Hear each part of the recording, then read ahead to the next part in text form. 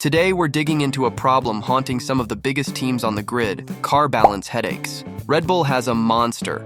Ferrari is bouncing like it's 2022 again.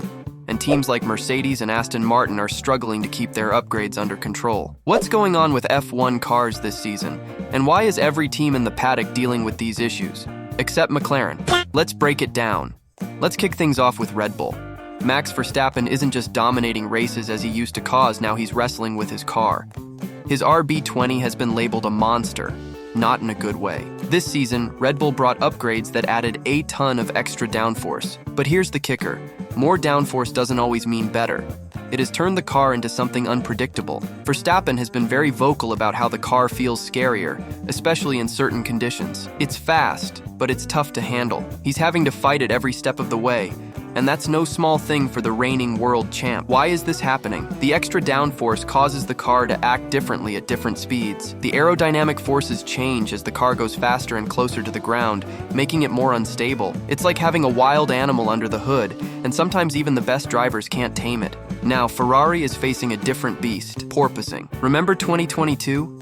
That dreaded bouncing that gave drivers back pain and left engineers scratching their heads? It's back, and Ferrari has been hit hard. Their recent upgrades have increased downforce, but as they push for more performance, the bouncing re-emerges. It's a fine line. They tweak the car to gain speed, and suddenly the porpoising returns. What's going on here? As the car hits high speeds, the airflow under it becomes turbulent, causing it to lift and drop, hence the bouncing. This constant up and down movement destabilizes the car, making it impossible for drivers to control it at high speed. Ferrari's engineers are trying to keep it under control, but as they push for more performance, the bouncing rears its ugly head. It's a frustrating cycle. You fix one thing, and another problem pops up. Though looking at the performance at Zandvoort and Monza, I guess Ferrari are able to manage the bouncing, however reality is still unknown. So, why are all these teams struggling with balance this season? It all comes down to two key factors: downforce and tire temperatures. More downforce helps a car stick to the track,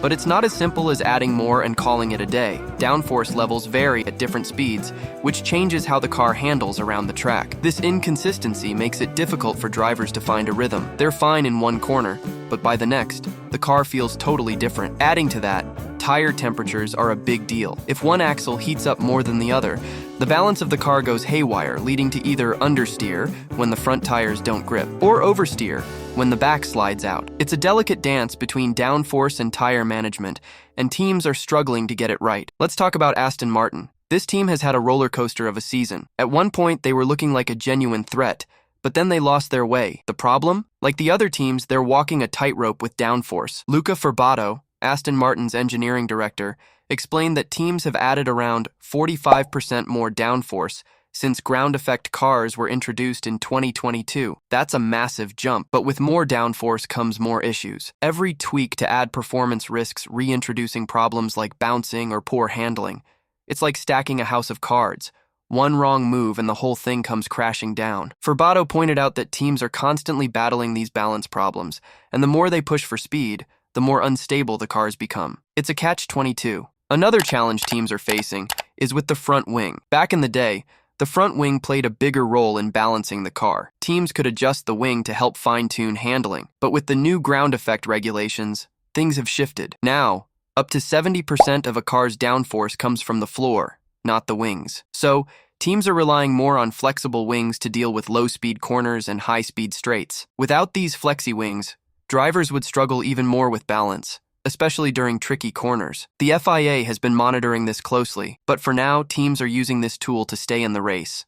So what's the takeaway? F1 teams are in a balancing act. Literally, more downforce means more speed, but it also means more problems. As we head toward the 2026 regulations, teams will continue to wrestle with these issues. But one thing's for sure: the car balance headaches aren't going away anytime soon. If you enjoyed this deep dive into F1 tech, hit that like button and subscribe for more content. Leave a comment with your thoughts. Do you think these balance problems will get solved, or are we in for more chaos? See you next time.